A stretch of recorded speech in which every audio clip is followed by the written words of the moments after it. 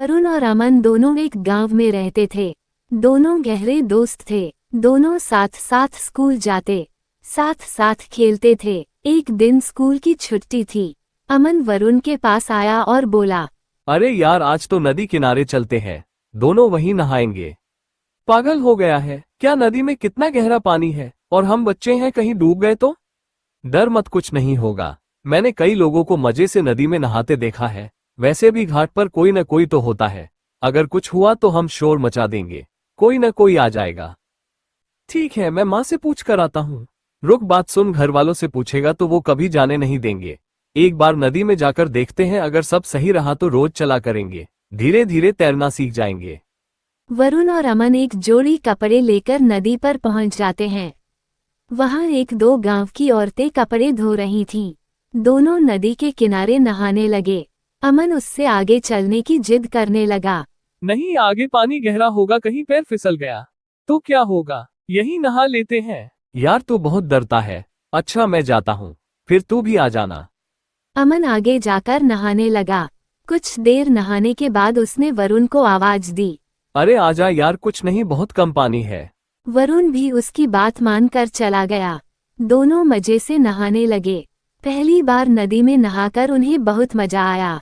कुछ देर बाद वे दोनों थक गए और बाहर आ गए। बाहर आकर उन्होंने कपड़े बदले और गीले कपड़े वहीं सुखा दिए, फिर नदी के किनारे बैठकर बातें करने लगे।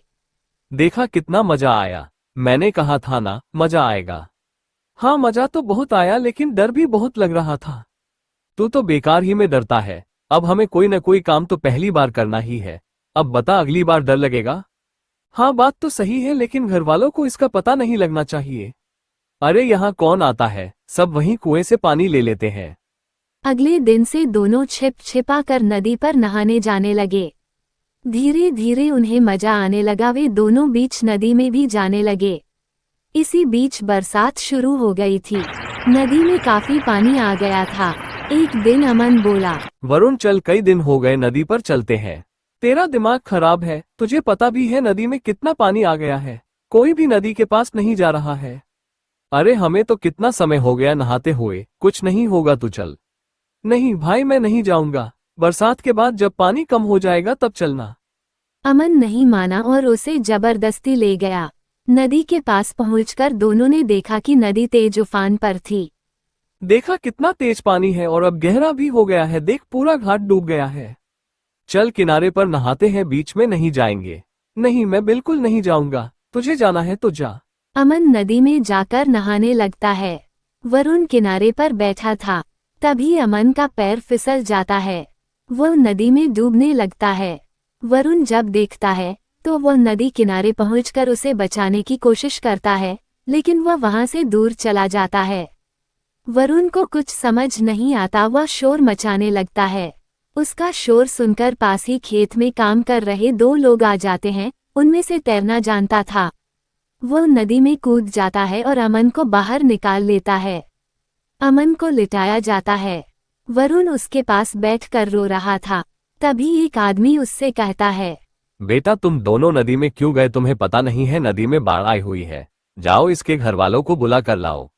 वरुण भागकर अमन के घर पहुंच जाता है और उसके माता पिता को साथ ले आता है।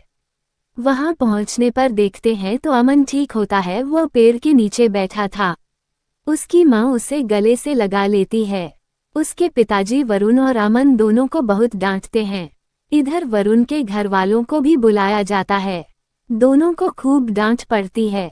दोनों अपनी गलती मानकर माफी मांगते हैं। उसके बाद वरुण और अमन के घर वाले उन्हें आपस में मिलने से मना कर देते हैं। स्कूल में भी वरुण अमन से बात नहीं करता था। अमन ने कई बार कोशिश की, लेकिन वरुण नहीं माना। अब अमन को वरुण पर बहुत गुस्सा आ रहा था। उसने वरुण को सबक सिखाने की सोची। वरुण एक दिन स्कूल से घर की ओर चला तो अमन ने अपने दोस्तों के साथ मिलकर उसे घेर लिया। बहुत होशियार बनता है, जान से मरते मरते मैं बचा और नखरे तू दिखा रहा है। बता, मेरा दोस्त बनेगा या नहीं? मेरे घर वालों ने तेरे से बात करने के लिए मना किया है। वैसे भी तू बहुत जिद्दी है, तुझसे मुझे कोई मतलब नहीं रखना। अमन और उसके दोस्त मिलकर वरुण को बहुत मारते हैं और अधमरा छोड़कर भाग जाते हैं। वरुण के घर वालों को जब इसकी खबर मिलती है तो वो उसे लेकर अस्पताल जाते हैं।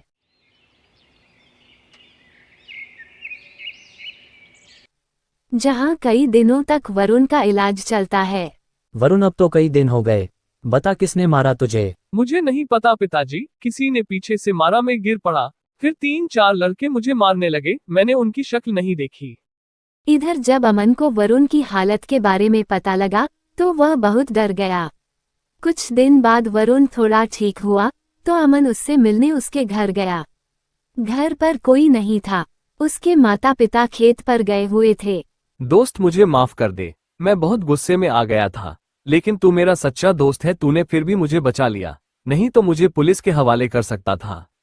मैं तुझे सुधारना चाहता था, अगर तुझे पुलिस में दे देता तो तू हमेशा के लिए अपराधी बन जाता और तेरे माँ बाप पर क्या गुजरती। अमन उसकी बातें सुनकर रोने लगा। चल अब रो मत, अगले हफ्ते से मुझे लेने आ जाना, दोनों साथ में स्कूल चलेंगे, मैंने अपने पिताजी से बात कर ली है। अगले हफ्ते से दोनों स्कूल जाने लगे और दोनों की दोस्ती पूरे स्कूल में मिसाल बन गई।